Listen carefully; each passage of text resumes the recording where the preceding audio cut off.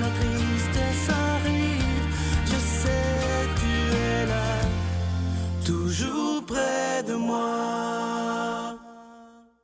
Bon vendredi, bienvenue à votre émission La Victoire de l'amour. Comme on le fait toutes les semaines, on rejoint notre ami et le psychologue Pierre Faubert.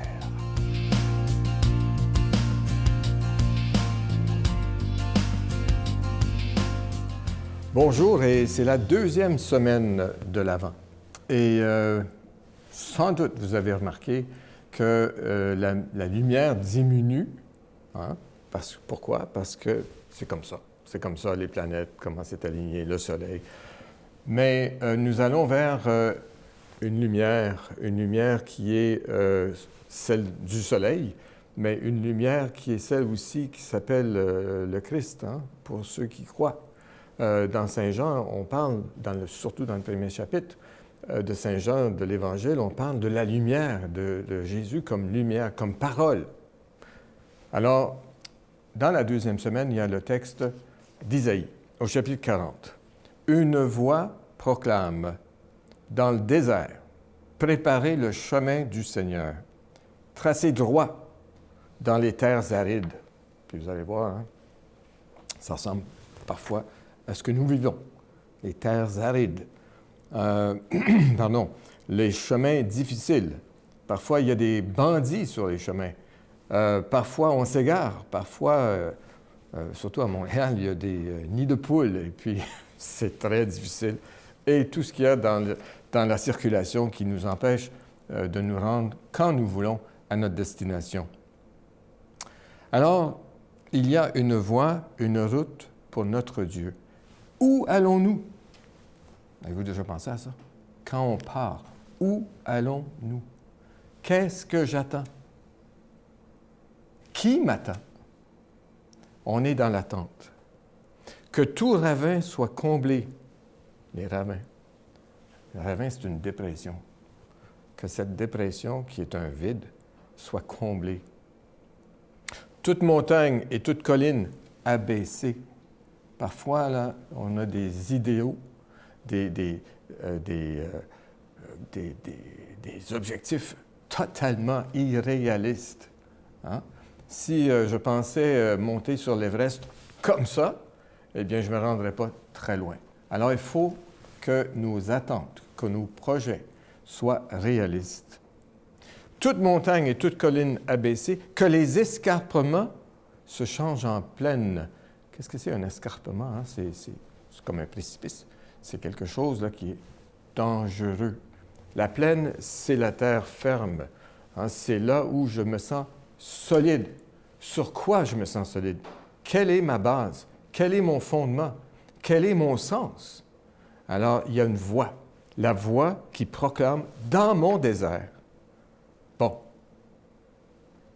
Alors se révélera la gloire du Seigneur. Savez-vous, en hébreu, la gloire, c'est le mot kavod. Kavod. Kavod, ça veut dire poids, le poids. La gloire de Dieu a du poids. Qu'est-ce qui fait le poids dans ma vie? Sur le plan psychologique, je dirais, quelle est ma substance? Qu'est-ce qu'il y a en dessous de ce qui paraît? Qu'est-ce qui est vrai? Quelle est la gloire à laquelle je m'attends? Notre Père qui es aux cieux, que ton nom soit sanctifié, que ton règne vienne, que ta volonté soit faite sur la terre comme au ciel. Donne-nous aujourd'hui notre pain de ce jour. Pardonne-nous nos offenses comme nous pardonnons à ceux qui nous ont offensés.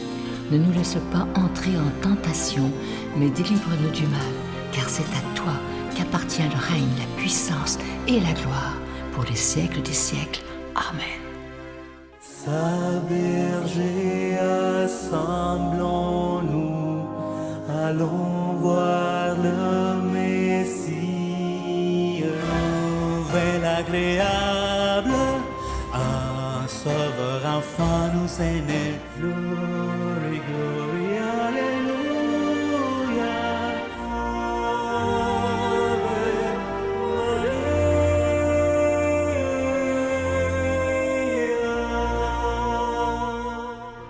Je vous parle encore de ce magnifique cadeau du mois, vraiment une exclusivité de la Victoire de l'amour. Comme je vous dis depuis quelques semaines, c'est probablement le plus beau des cadeaux qu'on a eu depuis peut-être les 22 dernières années. Il est d'une très grande qualité, regardez-le bien à l'écran. C'est un pendentif de la Vierge Marie et de l'Enfant Jésus, plaqué nickel argenté, évidemment qu'il est déjà béni. Et comme c'est plaqué nickel argenté, ça ne ternira pas.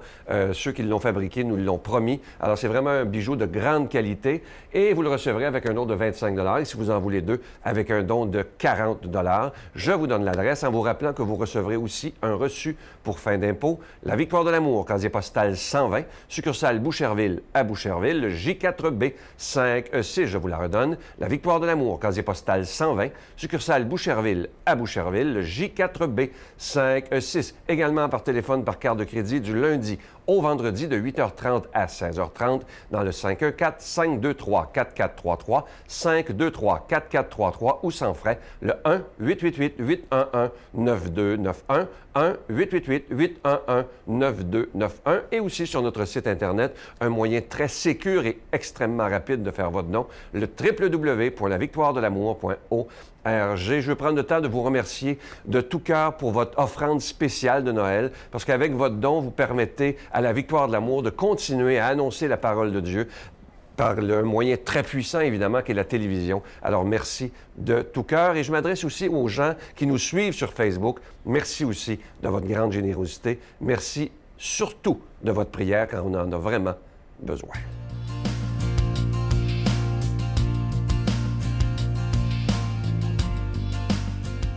Mon Dieu, donnez-moi la sérénité d'accepter les choses que je ne peux changer, le courage de changer les choses que je peux et la sagesse d'en connaître la différence. Amen. La parole de Dieu aujourd'hui est proclamée par quelqu'un qu'on apprécie beaucoup et malgré son horaire très chargé, il a accepté de venir faire des homélies pendant la période de l'Avent jusqu'à Noël, nul autre que l'archevêque de Montréal, Monseigneur Christian Lépine.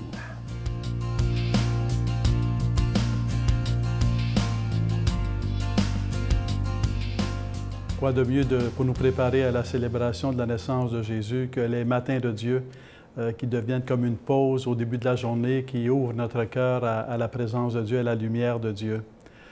Nous allons, avec la parole de Dieu, nous rapprocher encore et nourrir notre foi, notre espérance, mais aussi notre amour. Évangile de Jésus-Christ selon saint Matthieu. À qui vais-je comparer cette génération? Elle ressemble à des gamins assis sur les places, qui en interpellent d'autres en disant « Nous avons joué de la flûte et vous n'avez pas dansé. Nous avons chanté des lamentations et vous ne vous êtes pas frappé la poitrine. » Jean-Baptiste est venu, en effet, il ne mange pas, il ne boit pas, et ils l'ont dit « C'est un possédé. » Le Fils de l'homme est venu, il mange et il boit. Ils l'ont dit « Voilà un glouton et un ivrogne, un ami des publicains et des pécheurs. » Mais la sagesse de Dieu a été reconnue juste à travers ce qu'elle fait. Acclamons la parole de Dieu. Louange à toi, Seigneur Jésus. Pendant ce temps de l'Avent, alors que nous nous préparons à célébrer la naissance de Jésus, permettez-moi de vous adresser une question. Voulez-vous qu'il y ait plus d'amour dans votre vie? Qui dirait non? Si on dit non, c'est peut-être parce que l'on souffre, qu'on a été éprouvé, qu'on n'ose plus y croire, mais le fond de notre cœur, le fond de notre âme, c'est qu'on veut qu'il y ait plus d'amour dans notre vie. Quoi faire, comment faire pour qu'il y ait plus d'amour dans notre vie? Et une façon, on peut imaginer ou penser à différents chemins, mais certainement qu'un des chemins, c'est de s'approcher toujours davantage de la parole de Dieu, de la sagesse de Dieu, parce que la parole de Dieu est sagesse de Dieu. La sagesse de Dieu, lorsqu'on vient à travers la parole de Dieu, se mettre à l'écoute de Dieu qui nous parle, elle vient éclairer, elle vient nous guider, elle vient nous pacifier, elle vient nous réconforter. La parole de Dieu est l'expression, la révélation de l'amour de Dieu pour nous. Elle vient nous dire que nous sommes aimés. Et en effet, comment vouloir aimer si on ne sait pas tout d'abord qu'on est aimé? Cette parole de Dieu, en nous disant que nous sommes aimés, elle vient aussi nous appeler à aimer. On pourrait dire, Dieu pourrait peut-être nous dire, je vous aime, mais je vous comprends, je vous connais, je pense que je ne vous demanderai pas d'aimer. Est-ce que ça serait intéressant? Je ne pense pas. Nous sommes heureux de découvrir la révélation de l'amour de Dieu pour nous, de découvrir la révélation de la sagesse de Dieu, mais en même temps, nous sommes heureux que Dieu nous appelle à aimer. Il nous appelle à l'aimer, lui, nous appelle à nous aimer les uns les autres, à aimer nos frères et sœurs. Donc, un amour universel, un amour qui s'enracine, qui prend sa force en Dieu et qui se déploie comme un amour pour nos proches, un amour universel. Voulons-nous aimer davantage? Parce que c'est ensemble qu'on apprend à aimer davantage. Voulons-nous ouvrir notre cœur à la parole de Dieu pour qu'elle vienne nous nourrir? La parole de Dieu a un pouvoir. La parole de Dieu a une puissance. C'est la puissance de l'amour qui vient agir en nous et qui vient nous transformer. La parole de Dieu a le pouvoir de nous transformer. Parfois, on essaie de changer certaines choses dans notre vie, peut-être par rapport à certaines dépendances qu'on peut avoir, peut-être par certaines négligences qu'on voudrait surmonter. Mais la parole de Dieu a le pouvoir de nous transformer. Combien de fois on a essayé de faire quelque chose de mieux? Combien de fois on a pris des résolutions pour le nouvel an et un mois après, on s'est demandé où est-ce qu'elles sont rendues mes résolutions? On n'est pas trop certain si on n'a pas perdu son temps et peut-être qu'à un moment donné, on a déjà cessé d'en faire depuis un certain temps. Mais si on prend comme résolution, si je peux me permettre, d'ouvrir la parole de Dieu, d'accueillir la parole de Dieu, on reçoit la parole de Dieu qui a le pouvoir de faire son œuvre en nous parce qu'elle est parole de Dieu. Parce qu'elle est œuvre de Dieu, et Dieu a ce pouvoir, par sa parole, d'agir en nous et d'agir à travers nous. Déjà, le début de la Genèse va dire « Dieu dit » et cela se fit. Dieu dit que la lumière soit et la lumière fut. Alors, lorsque Dieu dit quelque chose, c'est une promesse et en même temps une puissance de réaliser en nous sa promesse. Lorsqu'on se tourne vers Dieu et qu'on l'accueille, on peut dire « Seigneur, pacifie-moi, je suis angoissé. Seigneur, éclaire-moi, je ne sais pas quelle direction aller, quelle décision prendre. Seigneur, aide-moi à pardonner, j'ai été blessé, je n'arrive pas à pardonner. Ou Seigneur, aide-moi à demander pardon parce que j'ai blessé, mais je n'ai pas le goût de demander pardon, je n'arrive même pas à le vouloir. Aide-moi, guide-moi sur le chemin du pardon, sur le chemin de la réconciliation, sur le chemin de la paix, sur le chemin de la vie, sur le chemin d'un amour toujours plus grand. C'est la parole de Dieu a ce pouvoir de nous transformer et de nous conduire sur le chemin d'un amour toujours plus grand. Est-ce que ce n'est pas là la meilleure façon de se préparer à fêter, à célébrer la naissance de Jésus? Parce que justement, Jésus, c'est Dieu qui vient dans notre monde, dans notre vie, pour nous révéler l'amour de Dieu et pour faire grandir notre amour, pour que notre amour soit toujours plus grand. Demandons, pendant ce temps de l'Avent, demandons la grâce d'un désir toujours plus grand d'aimer toujours davantage et que Dieu vous bénisse au nom du Père et du Fils et du Saint-Esprit. Je vous salue Marie, pleine de grâce. Le Seigneur est avec vous. Vous êtes bénie entre toutes les femmes et Jésus, le fruit de vos entrailles, est béni. Sainte Marie, Mère de Dieu, priez pour nous pauvres pécheurs, maintenant et à l'heure de notre mort. Amen.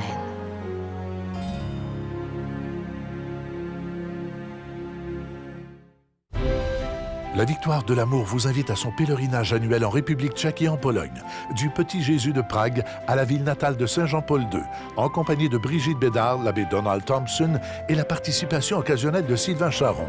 Nous visiterons entre autres les villes de Prague, Cracovie, Auschwitz et plusieurs autres. Nous visiterons aussi la maison natale de Saint Jean-Paul II, du 11 au 22 juin 2018. Informations, réservations, voyage intermission, 514-288-6077 ou 1-800-465-3250.